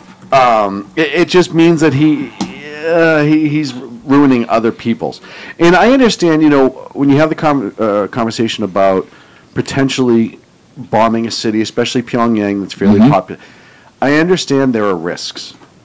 And I understand there could be collateral damage. And collateral damage? South Korea could kiss the capital goodbye. Right. It's a very tragic, a very scary, and a very tough decision that needs to be made. But I also said that North Korea, and we talked about this, BZ, before, I see a lot like Iraq, right? Remember when we were going to Iraq in 91? Mm-hmm. The information we had. They had an unbelievable tank force. They had a really well-trained Air Force with a lot of experience between the Iran-Iraq war. They had modernized equipment. Their elite troops were supposed to be the best in the world. And this was not their propaganda. This was the intelligence that was being gathered. Mm-hmm. They put up an amazing smoke and mirror show. But literally, like that was their Dad Bob, baby. The Americans are killing themselves at the gate of the city, and there's a Humvee driving by with Americans waving at it in the background. Yeah. But we see that with North Korea, and as I said before, it could very well be that a set of surgical strikes to the right places could absolutely eliminate all command and control. Look at outside of their SAM systems and their anti-aircraft systems, which we believe they have pretty good coverage over Pyongyang. Mm-hmm. But they don't have much as an air force. We know that. Even if they got planes off the ground, it would not be a healthy choice for them. It'd be like trying to get planes off of Hickam. Yeah, exactly. During Pearl Harbor. Only Hickam, I think, had more modern planes than the North Koreans do right now. And better technology back then. Way better. Yes, the biggest threat is the artillery risk to South Korea, and it's an absolutely frightening. The amount of artillery they have placed towards South Korea, all of their artillery is placed there. Bingo, and then again, major. Bingo. Yeah, but what people don't realize is that Seoul, the capital, is 10 million people, and it's 35 miles south of the North Korean border. Smart Now- place for a capital. Who's going to get hit first, no matter what happens? Well, that's why. So you'd have to go in and you'd have to take that out first, Right. Right, or simultaneous. You don't have to have a simultaneous strike. Look, we could sit here and plan the war, but I would think that the left would be behind going in after North Korea, and here's why. If North Korea actually got a nuke and launched it, think of what that would do to the environment. Oh, yeah. Right? Yeah. So Trump could win the hearts and minds of the left by saying, we're going into North Korea and taking out Little Kim to save the environment. Well, and obviously that's one approach you can take, and I don't even think it's a bad approach, and I don't even think you're being funny for saying that. I'm not being funny. I'm saying, look, if you want votes in Congress, but this is how fucking ridiculous the left is, right? Yeah. But if he said, listen, we can't afford, our globe, our world can't afford a nuclear winter. It would devastate the climate. You think we have global warming now. Imagine what would happen to the climate and the regions and the natural habitat in this part of the world, and then go over to the Republicans and say, hey, this fucker needs to go. Well, but you'd get 100% vote. So you want to start going down the humanitarian road as well, right? So yeah, I agree. You could take that route. The other thing, too, that is important to take in mind is the amount of lives that would be lost in South Korea and abroad. Not only the environment and the animals and all the other mushy stuff, but the amount of lives. Now, I've talked to some Dems recently. The left doesn't care about that. The environmentalists don't care about human life. And even those on the left are starting to think that we may have to do something. And that says a lot. You know, there's a Fox News poll that was released today that I think 56% of the people believe that Trump was handling it appropriately. 15% over that, or the other, or 15% of that in that same poll said that we needed to be stronger, and then the remaining was that we're going too far with it. Folks, I think the rubber is meeting the road in a lot of senses. I think people are really starting to figure out that this guy's a sick son of a bitch. And with this ICBM launch, the day before we celebrate our independence, or the day of, the morning of, really. Oh, it's a message. It's a huge message. It's a tremendous message into what's going on and where their mindset is. And that was a fuck you to us. Hey, look at what we can do. And we have the ability to do it. And we're not afraid of you. Whether they really are or they really aren't. We talked about the guy with the gun analogy. Are you going to wait to find out? Yes, I know we have that. We have the technology to take their missiles out of the sky. Well, potentially. But you're still going to have nuclear material exploding in the air. Yeah. I mean, I know it doesn't arm until a certain point. I get all of that. But still. Right. I mean, if you blow up if you shoot a bullet with a bullet, if you shoot a missile with fragments. Right? Ask that cop. What was it, a couple years ago? Yes. Who shot the guy in the gun? Yes. Right up the tube? No, it creates. There will be a fallout. You're still going to have nuclear material potentially being expelled. Yeah. That's a problem. You don't even have to do that. One volley from North Korean artillery into Seoul is the equivalent of 350 tons of armament. Yes. One volley. So that's when I posed this question. It starts to become really gut check time on North Korea right now. If you're the Trump administrations, if you're the South Koreans and the Japanese, it's a major gut check time for you. Or your sphincters are watertight. Well, the South Koreans are not backing off on this. I forget the exact quote was in the UN Council today. I think it was, we're not backing down, but don't put your missiles in our country or something like that. But the UN ambassador for South Korea to the United Nations was pretty much laying out some lines. Like, but China and Russia weren't. I'm telling you, China and Russia would love it if we got engaged with them. I believe that wholeheartedly. I think the more we can do to focus on them instead of China and Russia, and that becomes our focal point, China, look at Russia gets to run wild in Syria. If we start bringing all of our resources to Asia, I agree, but we have to deal with North Korea. What's the greater threat? I'm not saying we don't have to. I think we absolutely have to. No, we do. But that's why they're not doing anything either way. That's why China's not helping. No. Look they don't want to get involved in that either way. Well, China and Russia both came out today saying they would not support a new round of sanctions. Right. When Ambassador Haley came and said, hey, this week, within the next couple of days, we're going to be bringing about a new round of sanctions. First of all, if you can do more shit to North Korea, why the F didn't you do it in the first place? Well, if there's more sanctions, if there's even more we can do in terms of sanctions, why haven't we done that before? Second of all, China what have they done? Exactly. So China says they wouldn't support it. Russia said they wouldn't support it. Shit through China anyway. They said they don't want a military option should be completely off the table. That the THAAD system that the U.S. has deployed in the region has undermined their strategic interests. No shit. And South Korea refused more. Of course they did. That's insanity. That's interesting. But Nikki Haley did something brilliant. She asked, because I think China is in charge of, is the presiding over the Security Council this week during the rotation, or this month, or however they break it up. So she came back and she asked for the floor the second time, and she got it, and she reminded them. She said, if you do not support another round of sanctions, you are therefore showing your support for the North Korean regime. Yeah. And in essence, the world is going to know. You're doing nothing. You're sitting on your hands. Yeah. You have the opportunity to do I thought that was brilliant. Oh, no, I agree. You have the opportunity to do some fake-ass sanctions, but make it look like you're doing something. And they couldn't even do that. Mm-hmm. Because they are just... that's why I am convinced... What's there left to sanction? That's what I don't get. Or we're coming back with more sanctions. If you have more shit to sanction, you're not doing enough to begin with. Sanctioning doesn't mean a thing because they have China. Yes. Right. China and Russia would just as soon stand by and watch the United States do what the hell we're going to do. Sean, you and I were talking about this before the show. What we said was Trump is going to go to the G20 here this coming week. He's already getting a welcome fanfare in Poland. By the way, folks, if you didn't know, Poland loves the United States. Right now. Historically, they have always loved the United States. I got friends in Poland. They love the United States and always have. Did they love us under Obama? Yes, even. Really? Even, yes. Wow.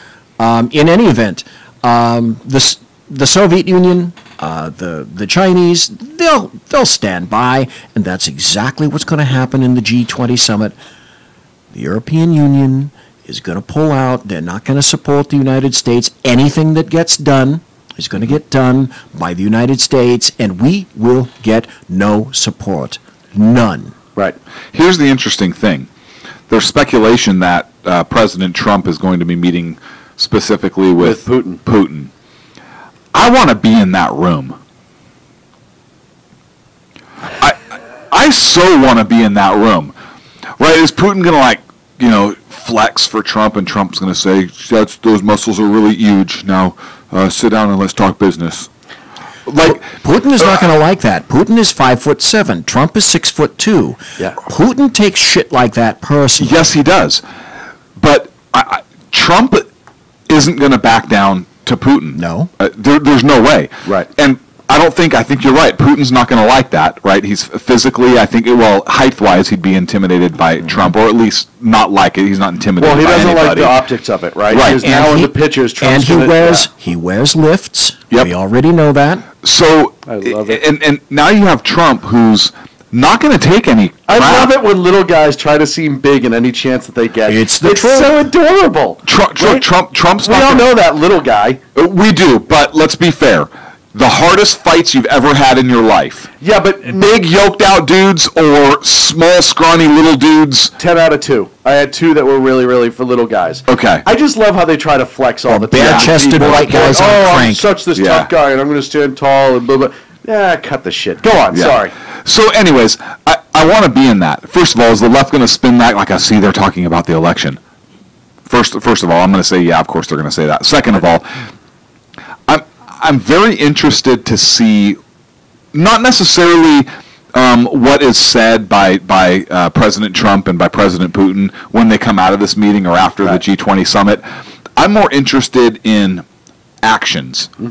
between the two nations after that, because I think that's going to be very, very telling about how those talks went. They could come out and say, oh yeah, the talks went great, or oh no, the talks weren't anything, but the conduct of both nations is going to speak volumes, I think. And not necessarily of, oh, they flew a bomber, towards Alaska again, or whatever. Yeah, they do that. What about the hacking? Is that going to come up? Is that going to, yeah, I don't know. But, so here's the way I look at it, and here's... Is North Korea going to come up? Well, if I'm Trump, right, and I only get 20 minutes with Putin or an hour or whatever, I have to start prioritizing. Right. Don't get me wrong. The potential Russian hacking of our electing system is enormous, and it's something that needs to be dealt with. But no votes were changed. Right. But it's also not the most imminent threat physically to our nation right now. That's cat pee. Right. Don't get me wrong. The two need to slug that out at some point and figure it out. And if the evidence is true that it looks like they at least tried, then we need to have that conversation with Russia. Bad. But I think the elephant in the room right now is the right up close missile, as we were hashtagged in. The right up close missile. That could potentially hit Alaska, Hawaii. Russia. So, yeah, Russia doesn't care about it. Because they do. They do to a point, but they don't. They do to a point because, hey, guess what? The Russian capital is at the far western end of Russia. Yeah, but here's the thing. When you need Russia because all of your equipment's old Russian equipment and that's the only way you're going to be able to buy that shit, you're not going to bomb Russia. So, right, China has two... I think North Korea has two choices when it comes to who they're going to take out.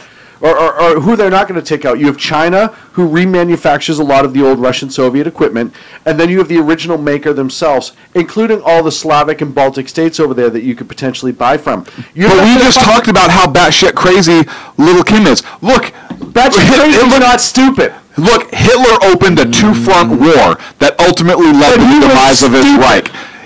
He was batshit crazy. But he was stupid, too. He was a horrible tactician. He was a horrible tactician. Little Kim, we don't know. That's the question. Right. That's the $1 million question. Kim listened to his generals. So you can't... Hitler didn't. So you does can't Little Kim? I don't think so. He kills the ones that don't... I don't think he does either. He kills the ones that disagree with him. So I don't think you can hold that true. He's not going to do X, Y, or Z. I don't think he's going to attack both of them. But if he attacks one of them and us... I think he thinks in his mind he'll still get support from whoever it is. And right now China shares the border. He's not going to attack China. Right. He would screw with Russia and us. I think he would I think he'd go Japan and us. And basically we'd get the old gang back together again because it'd be us and Russia and Great Britain again. And no, here's why I think he'd go after Japan or us. He wouldn't even go after South Korea, right? Because you can't launch a you can't launch a nuclear missile 30 miles away. Just not always the best option. It's not, but this guy, I don't think you can tell what this guy would do. Well, he's also not the one programming the missile.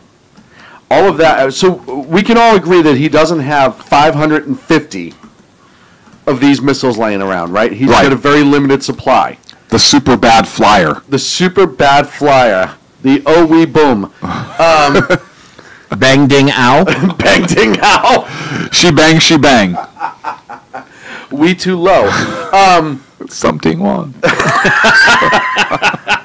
I'm gonna play that video tomorrow. Damn it! Oh my God! You know what? That video needs to be played with this as the hashtag. North Korean secret discussions on naming the new missile. Something wrong. Bang We too ding low. ow. Bang ding ow. Oh, that would be great. So, but the reality is, say, all right, he decides to launch, right? Say they have 8, maybe 7 of these missiles. They go for the first one because we don't know how many shrunken warheads, miniaturized warheads they have. First one, he goes right to South Korea, and the guy programming goes, "We got it, boss." Middle of fucking ocean. Because even though he might be batshit crazy, the guy working on the missile knows the potential damage.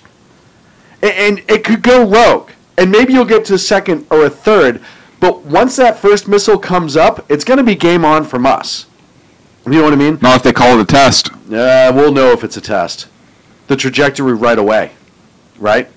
And I have a feeling if he decides to launch, there will be at least 1 or 2 people in that regime who are going to contact us immediately. Because you have to understand, it's self-preservation, right? These guys ain't worried. They are worried about this guy, this lunatic as well. Even if they think he's the greatest thing since sliced bread, but he happens to be a little fucking crazy, they're not going to allow a missile launch that is going to kill themselves per se. Right? So that's what I'm saying is there's too many variables. The Japanese got a whole bunch of pilots to fly and crash their shit into it. I understand. I think they would kill each other if it means saving national face. But we don't know. Exactly. That's the problem. Exactly. But what I'm saying is this is what you all have to consider when we're looking at options with these absolute fucking lunatics. Yes. Absolute lunatics. So do you wait and hope that he never does anything with it? No. I think the answer is no. No, you don't. BZ, you know... 2:34 a.m., green light, South Korea. The demilitarized zone just became the remilitarized zone. And... We've said this before. You take out the artillery that's facing Seoul and... Everything you have, Guam, Japan, South Korea, and the ocean, in that region, you send in for surgical strikes all at once and end this shit. Yeah. And I think the time's come. If it happened tonight, I'd be fine with it. Yeah, look, and you don't declare war, right? You literally... We don't have to. We're already right. We're already there. We don't even need Congress to approve anything. No, you literally park the submarine right off their shores, open a couple hatches, launch a couple things before he has a chance to go underground in a bunker, and game over. Yeah. Because the scariest... So... Here's one thing that I think we do need to consider. Now, you and I were talking about this before the show, Sean. We know that there are two carrier groups out there right now. Yes. The Reagan, and we also know, but nobody's saying anything, that the, what did I say? I think the Nimitz is already out there. And there's a third coming as well that we're not supposed to talk about. What happens if a good friend decides to send a surface-to-surface missile at one of our ships? Yeah. Which they tested recently. North Korea just did a whole battery of tests for surface missiles. Yes, they did. And that potential is there. And that's so, I mean, when we talk about what our options are, and you know, I know every leftist in the world is like, you have to exhaust all democratic blah, blah, blah, blah, blah. Great. I agree. We're past that. We have done that time and again. And before we get into another land war... Carl Vinson and Reagan. I'm sorry. Vincent and Reagan are on scene now. Nimitz is on its way. Okay. Yep. Before we get into another ground war in North Korea, before the artillery is sent, before all of that is done, I think you need to wake these assholes up in the middle of the night and decimate their entire command and control, even if you don't take him out per se. Look at what happened with Gaddafi, right? Mm-hmm. We didn't take him out, but he shut up for 30 years. Oh, yeah, we tried. We were a little shy. Yeah, so we got out an hour ahead of time. He's insane. He's crazy like a fox. He's not Kim Jong-un. Guaranteed, however, if Un does something stupid, outwardly, nakedly stupid, like I just supposed, with Trump, the gloves are off. He would send every fucking and that's what thing I said. Yes, he would. Have. You send everything. And I'll tell you right now, because we made it, Nikki Haley made it air apparent, hey, you know what? We have an enhanced military option, or whatever the exact phrasing was that she used today. Numerous military options, or something like that. You know what that says to me? All of our plans are ready to go. They're ready. Rex Tillerson said that last week, as a matter of fact. We are so ready that engines are spooled just in case, and we know they are. Mm-hmm. He said nothing is off the table. And everything needs to be on the table. Everything should be on the table. Because I'll tell you right now, and everybody, you know this, if we hesitate and Seoul goes down as a result, we are going to be in a nasty, I don't care what technology we have, that's when we start to worry about the waves and waves and waves of dead people that they're going to start running at our soldiers. But they can be overwhelming in numbers. They may not have the technology, but they have the numbers. And if Seoul goes, we will be in a ground war at that point. In Asia. It's all bad. That's bad. And the second, never get caught into a land war in Asia. Name the movie. Oh. You couldn't get it? Inconceivable. Yes, Princess Bride. I see you guys like that. I never saw it. Great movie. Have a chance. Great movie. Therefore, I can't drink the wine in front of me. We're up against a break, folks. Hey, when we come back, we're going to wrap up with some news for the week. We're going to talk about a federal judge in California. You know what, it's not surprising. If there's a land war in Asia at that point, though, I'd just back all off the peninsula, let them occupy the entire peninsula, stay out in the water, and just lob missiles at them. Well, and I'm sure that's what you want to do with everybody, though. I'm sure Europe. We need an aircraft carrier, Sean. You remember when that guy was going door to door trying to sell us solar, and you wanted to do the same thing? Jeez, we'll be up against a break. We'll be back right here on the Sackheads Radio Show. Conservative media done right. You're listening to the SHR Media Network. Hey, it's Sean from the Sackheads Radio Show. Also one of the owners here at the SHR Media Network. Are you opinionated? Have you ever wanted to do your own show? Have you ever heard somebody like the Sackheads and go, yeah, I could probably do that better? Well, now's your chance. Send me a 5-minute clip at sackheadsradio@gmail.com, and maybe you can be part of the SHR broadcasting team. sackheadsradio@gmail.com. Times are dark.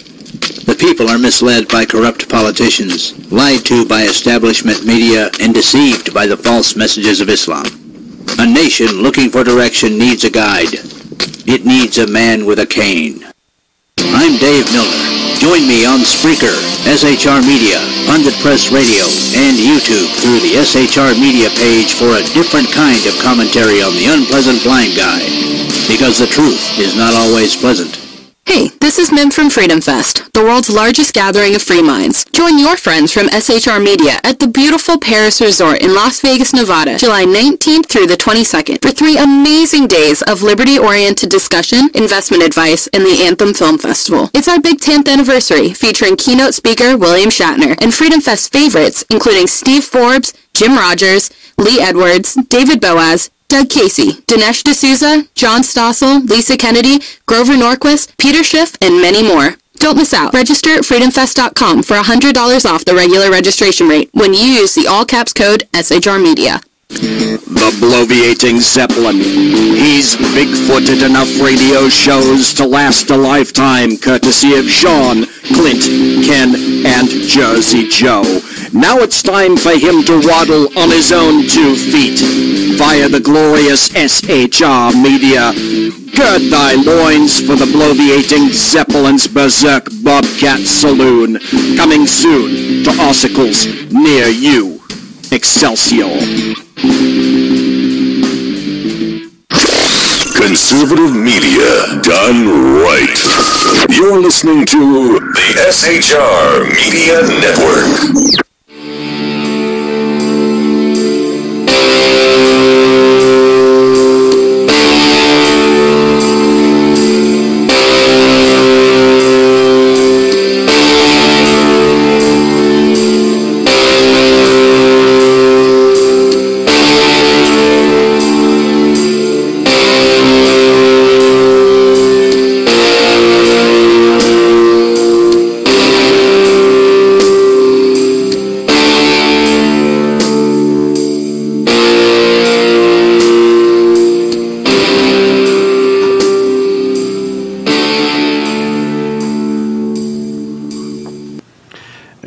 Back to the Sackheads Radio Show live on the SHR Media Network. And SHR. welcome back to the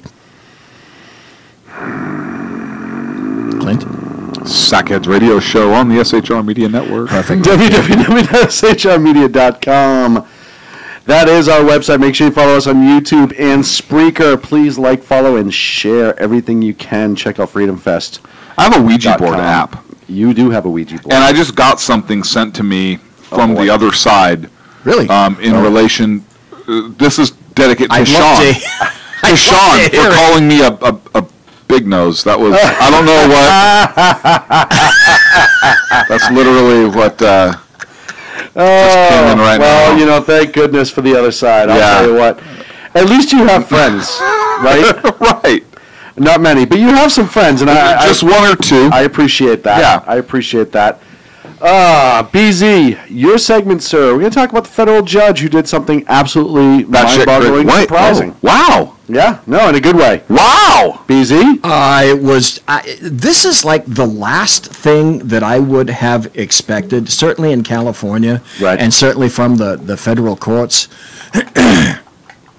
There's a website that I go to fairly frequently called the Washington Free Beacon, and it's kind of a cheesy looking website. It doesn't look like the NewYorkTimes.com or anything like that, but it's got some great stories and great videos from the belly of the DC beast, whereas we're in the belly of the Fornicalia beast here. There was a headline that caught my eye, and it said, "Federal judge blocks California gun magazine, literally, confiscation scheme." And it's typified as this. I love the word scheme. Yes. This injunction is a huge win for California gun owners. A federal judge granted a preliminary injunction on Thursday that blocks California from enforcing the gun magazine confiscation law. Yes. Now, folks, when the left says to you, well, we're not going to confiscate anything from you. Hello, it's 12:30, it's late at night, it's 9:30 here on the left coast. Bullshit. And this is correct. And it starts here in Fornicalia.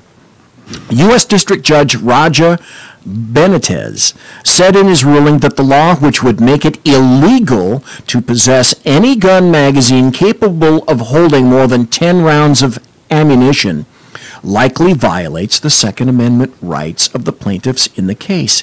He ordered immediately that California stop enforcing the law pending further legal action.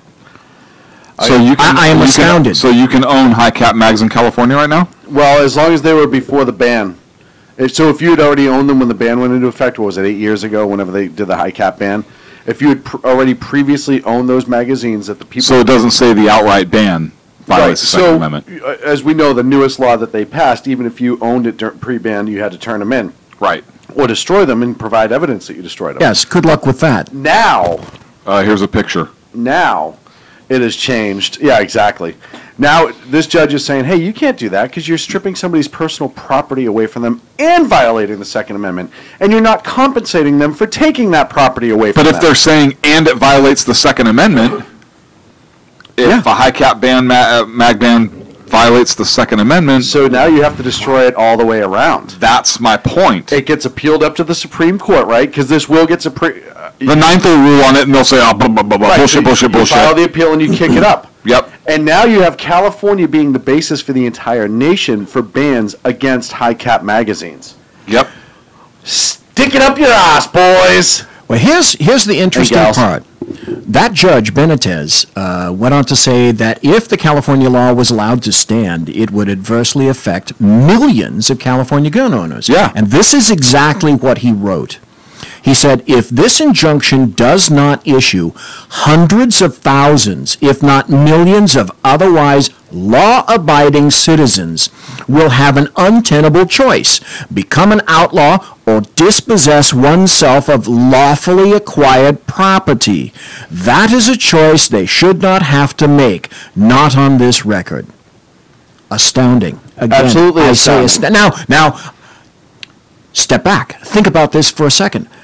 Isn't it fucking amazing that I should have to quantify this ruling as astounding?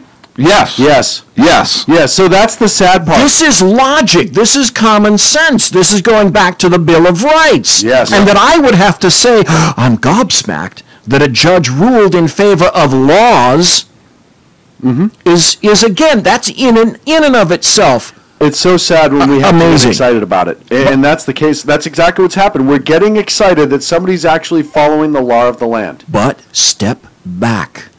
Go back further. Two things I said about Trump. Number one, he wasn't my dude. I voted for him because he beat all the rest of the 16 or 17 people. 2 points. He wasn't Hillary Clinton. Number two, SCOTUS. Neil Gorsuch is in. We're hearing there's going to be a second opening sometime this year. I thought it was going to be in the summer. I thought it was going to be by now. But I'm damn near certain that it's probably going to occur this year. Right. Now, all we've done, well, not all, what we've done is we've returned the court essentially to Scalia being present, because I think Gorsuch is going to continue on something of a Scalia course. That is critical, absolutely critical. And I do think Anthony Kennedy is going to go. He was the swing vote.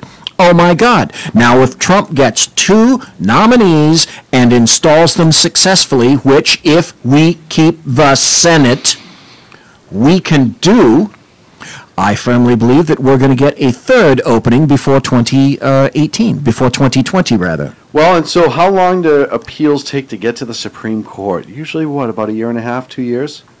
By the time it goes to the 9th and then they file the appeal and the Supreme Court can actually have a hearing on it and then decide? So potentially by the time this will make it to the Supreme Court, I have no doubt about it, you're looking at maybe a year and a half, 18, 19 months before it gets there. Well, and then they have to agree to hear it. Right. Well, yes, number one. Also astounding is the fact, but again, fuck me, astounding. It shouldn't be astounding. We had the Supreme Court recently say, including the lefties on the court, say that, you know what, 4th and 9th, we're going to allow Trump's travel ban to stay in place. I'm glad it happened, but that bespeaks, that sends a massive message to the courts, to the DCAs on the left coast, as in, you are fake law. Yes. There's fake news, you fuckers are fake law. And we've talked about this how many times?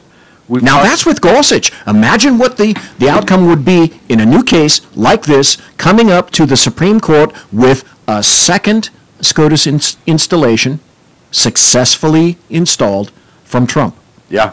Oh, well, I am telling you, that is why the leftists are going and have been fighting tooth and nail.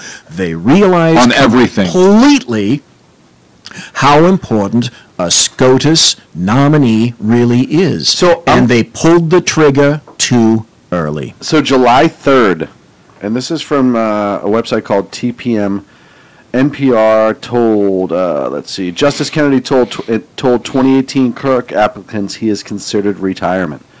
That's it from July 3rd, written by Nicole LaFond on TalkingPointsMemo.com.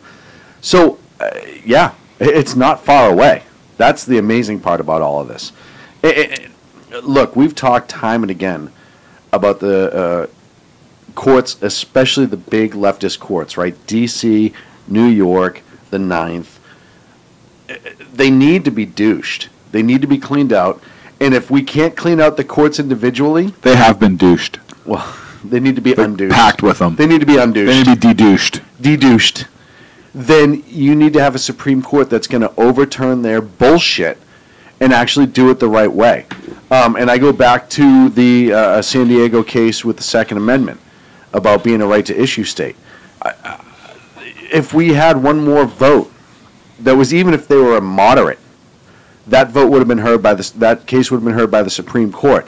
As far as I'm concerned, that was just as big as Heller. For not only the state of California, but other states like Massachusetts, etc., where they followed. Is the court looking at picking that up? I thought they were.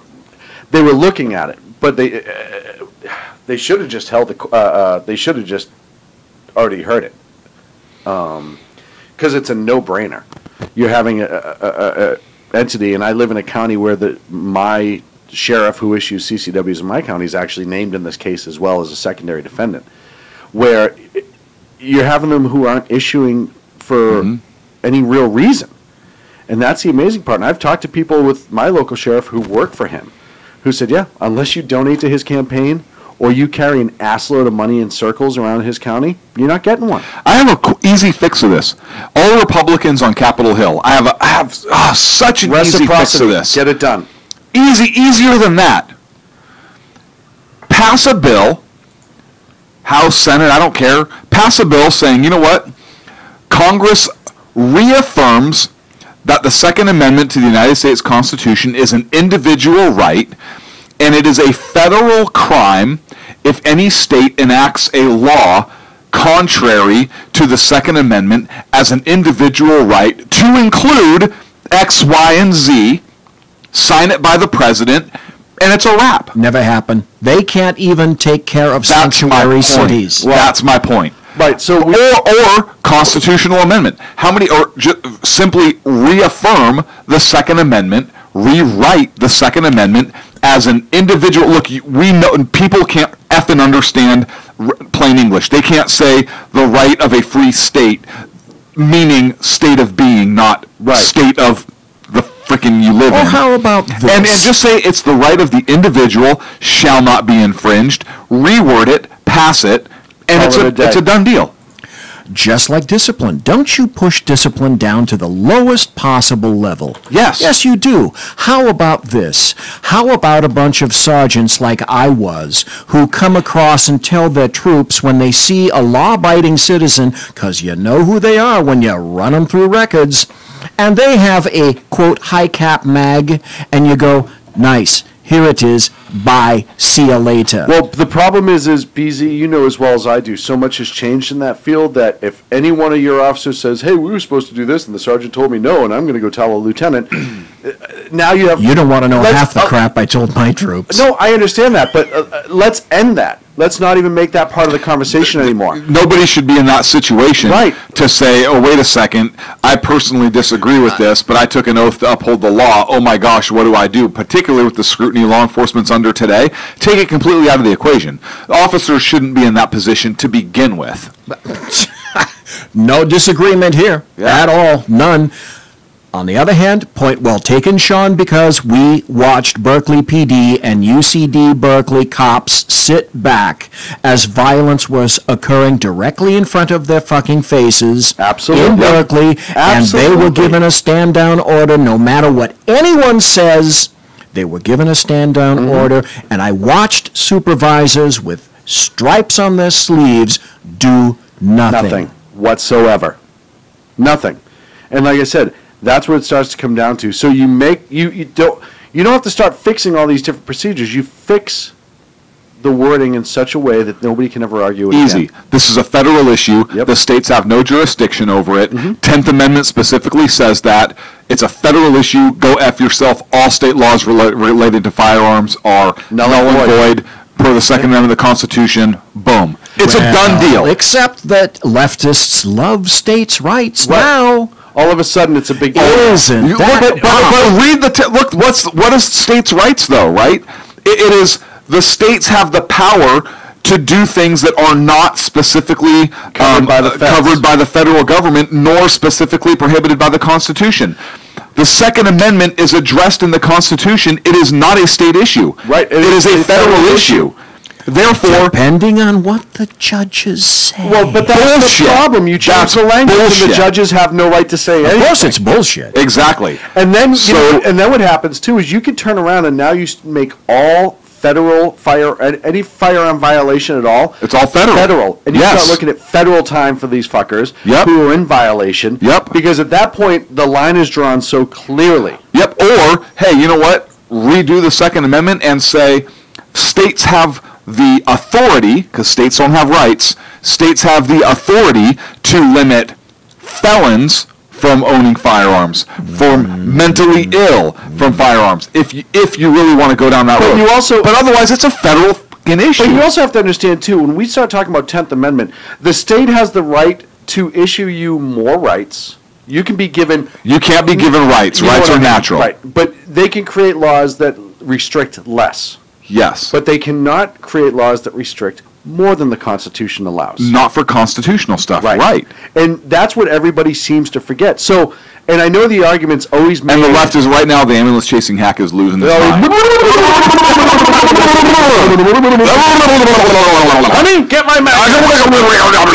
Honey, get my magnets. We're going to go throw them out tonight, right now. I'm all fired up. Valium. But the reality of the situation is, the states do this under the guise that when they start limiting firearms, that they're doing it to protect the people, right?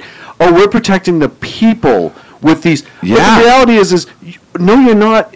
You can argue all you want, but you're not really protecting the people. You're just restricting the rights of lawful gun owners. Yeah, and you don't have the authority to restrict natural rights or to restrict what's in the Constitution for any sake. Right. And this is why I disagreed with a lot of the things in the Patriot Act. Yeah. Absolutely wrong. Absolutely wrong. Because we already have leftist courts making the decisions that you say they can't make. They can't legally make it. The fact that they do is a different scenario. We need SCOTUS on its current course. Well, we do. I'm not disagreeing with you. But, look, I'll use the left's argument against them. Hey, I had this discussion with the ambulance chasing hack, who ultimately agreed with me. His premise at the time was... Really? Yes. His premise at the time was that if the Supreme Court rules on something that's constitutional, then it's constitutional. And I said, really? So if Congress made a law, he says, if Congress makes a law signed by the president, it becomes a law. SCOTUS says it's constitutional. It's constitutional. I said, okay. So let's take your theory. I think I know where you're going. I said, has SCOTUS ever made a ruling on something that was constitutional and it turned out not to be so? Dred Scott? Come on. It gets better from there. I then said, okay, so how can Congress get better? Easy. I said, because it's me. I said, so Congress passes a law. Congress says, because he started talking about for the social good. I said, okay, so Congress passes a law for the social good because of the resources, the limited natural resources we have, that it is illegal for an American family to have more than 2 children. What is social good? And the president signs that into law. And they criminalize any family that has over 2 children, or once you have more than 2 children, it's forced sterilization, and it's challenged, and Supreme Court says that's constitutional. Is that valid? Is that in fact constitutional? And he said, well, that would never happen. Not the hypothesis. That's what I said. Hold on, so let me show you Planned Parenthood. It already has happened. So I said, answer the question. He said it would never happen. I said, Dred Scott. He said, damn it. I said, so answer the question. He said, okay, if that were to ever happen, yes, it would be unconstitutional. I dropped my microphone and walked away. The standard circular argument, or the circular firing squad. Yeah. Dude, this is absolutely ridiculous. It was so even he, and now what's funny is I talked to him later on, and he tried to backpedal, and I said, hey, no way, and he kind of got a sheepish with a smile. And the great thing about the hack is he's actually very pro 2A. Which is the weirdest. Good for him. Very pro 2A. I have another friend who's a humongous Democrat, but is extremely pro 2A. Yeah, he's very pro 2A. Man, so that's the danger of the argument of, oh no, if Supreme Court says it's constitutional, then it's constitutional. Bullshit, because we can point to several cases in history, healthcare being another one. Yes. Where just because they say it's constitutional, don't make it so. Right. Well, we've talked about this time and again on the show. The problem is when constitutional law got changed into case law, is one of the biggest things.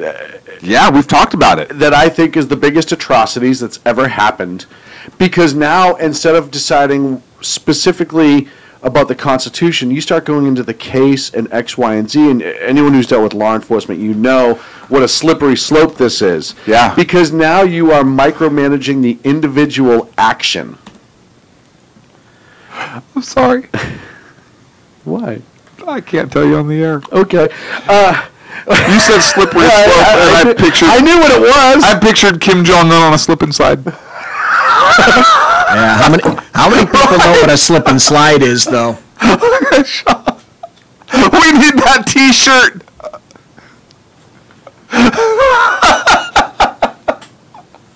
The global slippery slope.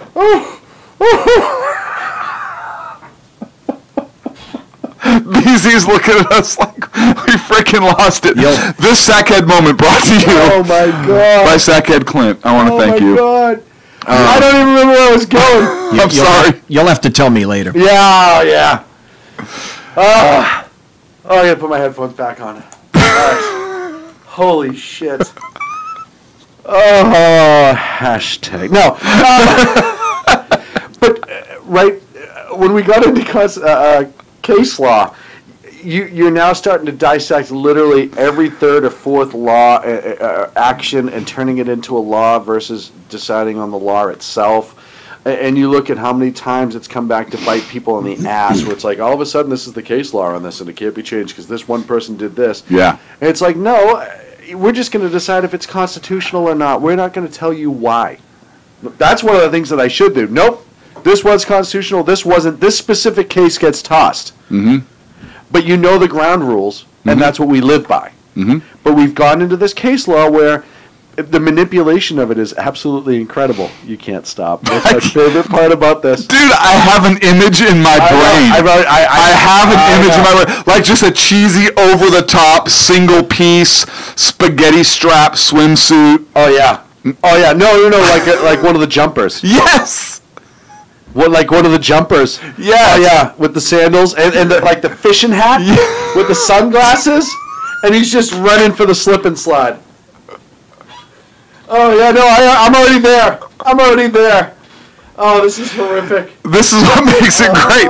This is, and folks, just so you know, this is exactly the type of conversation Sean and I used to have all the time, standing in front of Starbucks. This is how Sackhead started. This is how Sackhead started. It sounds like this is the story of origins. Oh, yeah. Right here. This Origins. sort of jackassery is what led to this. Oh, boy. I'm excited. By next week, I should have my brand new Grunt Style shirt for the July edition. Oh, nice. Are they going to sponsor us? I don't know. I'm working on it. Are they going to sponsor us? So it's good. Well, look, we'll wear their shirts on air all the time. Yeah, love it. Yeah, I do. They love don't their have. shirts. They don't have tent size though. Oh, That's not we'll true. work on it. We'll work on it. They have a custom shop. We'll get that for you. Yeah. Hey, look, we don't even want money. We'll just take shirts. Non-stop. Non-stop. Hey, you know what? No, stop. We want money. I'll hold myself. Right. We want shirts. Easily. Oh, we'll wear your shirt. That's all. I'm just saying. Literally dozens of people a month will see it.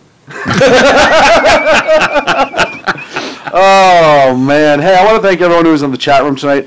You're welcome. The chat room was out of control with how playful they were tonight, with all the great names, all the fun. What was the best missile one we got? Oh, gosh. I'll have to go through them for next week. All right.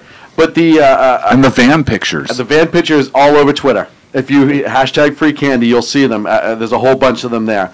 But I really want to thank the interaction, because the fact that we were asking you guys to make silly names tonight and chat, and got great photographs. Yes, it was. No one sent me any photograph of Orange Shag though. Oh no! Check your Twitter. I retweeted one and quoted you. Oh, okay. All it's there. I promise. It's there. Carrie Baxter Donovan did it for us. So thank you guys. Thank you for everyone who's watching on YouTube. Like I said, please subscribe to our channel, like and share. Freedom Fest. I'm going to put it up right now so everybody. FreedomFest.com, 19th to the 22nd, July 2017, at the Paris Resort in Las Vegas. You are running out of time. SHR100, it's the promo code. Make sure you check it out, please. It's going to be astounding. 2 weeks to go. 2 weeks. Some great changes to the website. Thank you to Dan from High Plains Pundit, who's just been busting his rear end for us. SHR Well, let's not forget Jersey Joe, because now he's the lead-in Monday through Friday. I'll get there. The new SHR regime. I think that's great. He's your lead-in. He's my lead-in. And Ralph before him. We have Ron Edwards earlier in the day. We have a lot going on in the afternoon here on SHRmedia.com. But Danny Butcher added SHR TV, which is great. Our broadcast schedule has been put up. It is great. Chat room's there. You can get everything you need at SHRmedia.com. Make sure you follow us at Sackheads on Twitter and all the other insane social media. BZEP, you're back tomorrow night, 11 I p.m. am. The only one thing that you can't get at SHRmedia.com is plastic sheets and Wesson oil. That's not true. That is not true. Is it? That is absolutely not true. In process? Well, we're in negotiation with Wesson. Right. Because I'm still... It might be Crisco. No, it's going to be Wesson, and I'm doing it is. I will only negotiate with Mrs. Brady. So until they call back, that's it. That's it. I'm not doing anything else. BZEP, who do you get for tomorrow night? Me. Just you? Just me. Wow. Although coming, I'm going to have Jeff Dunitz, but I think that's next week. Jeff is always a great interview, and he's fun as hell. Jeff is one of my favorite people. His hell, his fun. That's Jeff. I'll tell you right now, he's one of my favorite people to talk to. We talk on a fairly regular basis. He's a blast to talk to, and has a great show and a great website. He's launching his video portion of thelid.com that you got to check out as well. Yeah, it's going to be pretty cool. High Plains Pundit, our news and broadcast partners as well. HBTV, carrying all the SHR media shows. Thank you so much. We're going to be back next Wednesday, 8 p.m. Pacific, 11 on the East Coast, right here on SHRmedia.com. For our final show before Freedom Fest. Final? It's our Freedom Fest preload. Yeah.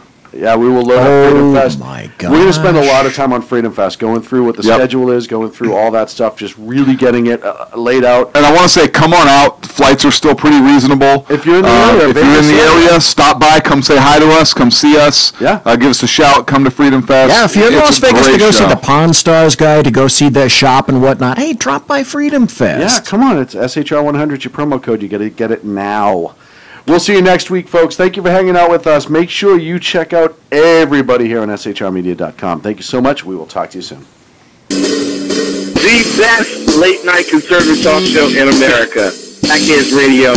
And listen, there are no people better on the air to give you the best in conservative talk than Sackhead Sean and Sackhead Clint. And we're working on the immigration papers for a certain other guy who happens to work here, too. For those who are tuning in around the world to the best in late-night conservative talk, Sackheads Radio.